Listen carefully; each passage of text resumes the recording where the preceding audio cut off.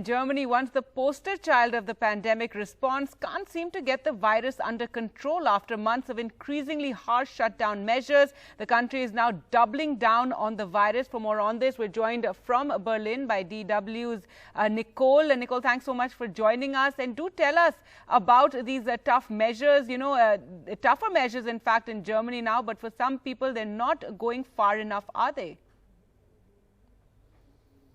That's exactly right. Even though yesterday state and federal leaders decided on extending the current shutdown until at least mid-February, a stricter mask mandate on public transport and an obligation for employers to allow workers to carry out their tasks from home if possible, there is a very vocal fraction of society demanding more drastic measures.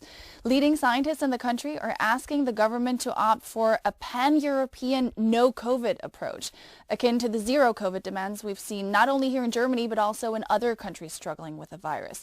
The interdisciplinary proponents want to see a more localized approach made up of mobility control, more strategic testing and stricter quarantine rules. So in a way, leaning on the pandemic control concepts we've seen implemented in Australia and New Zealand as well. The no-COVID advocates believe the government's handling is too lax, too open-ended, and risks to alienate the public with endless shutdowns, which in their current form, they say, will never truly manage to eradicate the virus. Now, concerns about the mutant strains of the virus. How big are the fears that the new variants might lead to the situation spiraling further out of control?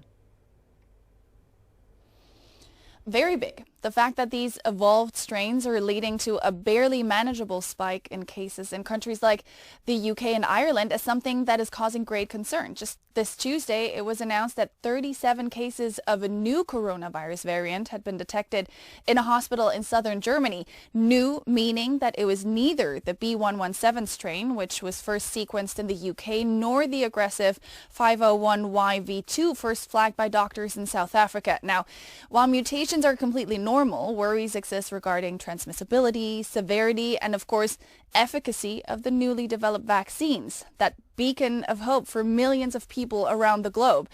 The heads of the two leading vaccine developers, Pfizer and Moderna, are confident their products will work on the mutations as well, but with rollouts across Europe getting on rather slowly, the most effective protection against the new strains is and will be for some time the much-loathed social distancing. And what's the situation in other European countries?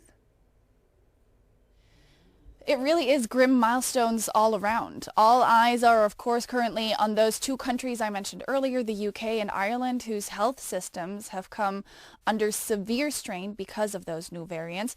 Both countries are reporting record numbers of deaths. Same goes for Portugal, a country that did fairly well during the first wave, but has now become the European country with the highest infection rate relative to the size of its population.